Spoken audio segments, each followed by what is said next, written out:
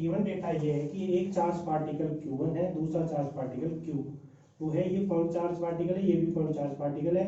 ये 2 पॉइंट्स पे रखे हुए हैं।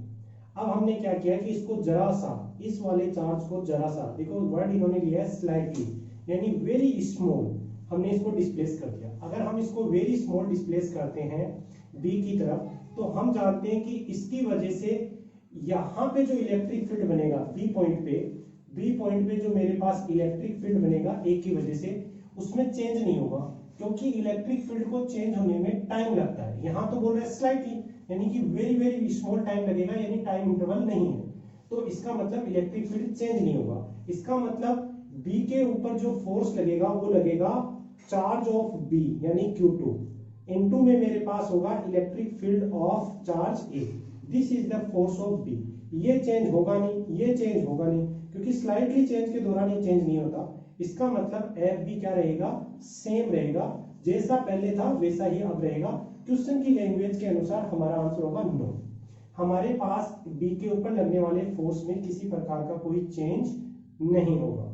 तो या फिर ऐसे लिख दीजिए कि change force on B change is equal to 0 answer आ रहा है, यानी कि उसके फोर्स में कोई चेंज नहीं होगा। दूसरा क्वेश्चन हमसे ये पूछा है कि अगर मैं इसको डिस्प्लेस कर देता हूं यहाँ पे, तो क्या एक के ऊपर जो फोर्स लगेगा क्या उसमें कोई चेंज होगा? यस, चेंज होगा, क्योंकि बी है उसका यहाँ और यहाँ पे इलेक्ट्रिक फील्ड अलग अलग है। अगर मैं यहाँ पे इसको डिस्प्लेस कर देता हूं तो इलेक्ट्रिक फील्ड बी की वजह से इस ए बिंदु पे जो ए मैं बोल के मैं ए प्लस इसको इस जगह का नाम सी दे देता हूं, चलो क्लियरिटी रहेगी। इसी पॉइंट पे जो इलेक्ट्रिक फील्ड होगा वो not equal to electric field of A. Electric field A वाले के इक्वल नहीं होगा, इस पॉइंट के इलेक्ट्रिक फील्ड के इक्वल नहीं होगा। हमने अगर यहाँ पे ये ले लिया तो बी लिख लीजिए यहाँ पे, बी चार्ज की वजह से यहाँ पे इलेक्ट्रिक फील्ड क्या होगा। तो मेरे पास यहाँ पे जो फोर्स होगा, बीच में से कैंसिल कर देना भाई, यहाँ से देखते हैं। अच्छा, नेक्स्ट क्वेश्चन इसमें ये पूछा है कि A is displace slightly towards B. A को जब डिस्प्लेस किया जाता है तो इस Q1 के ऊपर जो फोर्स लगेगा वो कितना लगेगा। तो मैं जानता हूं कि ये वाली जो डिस्टेंस है और ये जो स्लाइटली चेंज करने के बाद जो डिस्टेंस बचेगी उसमें कुछ चेंजेस है।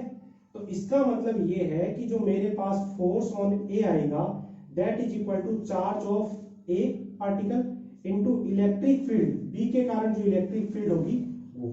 अब हम जानते हैं कि यहाँ पे इलेक्ट्रिक फील्ड और यहाँ पे इलेक्ट्रिक फील्ड में चेंज होगा। पॉइंट चार्ज पार्टिकल है तो इलेक्ट्रिक फील्ड मेरे पास होगी के, ये चार्ज पार्टिकल Q2 अपॉन बीच की डिस्टेंस का स्क्वायर।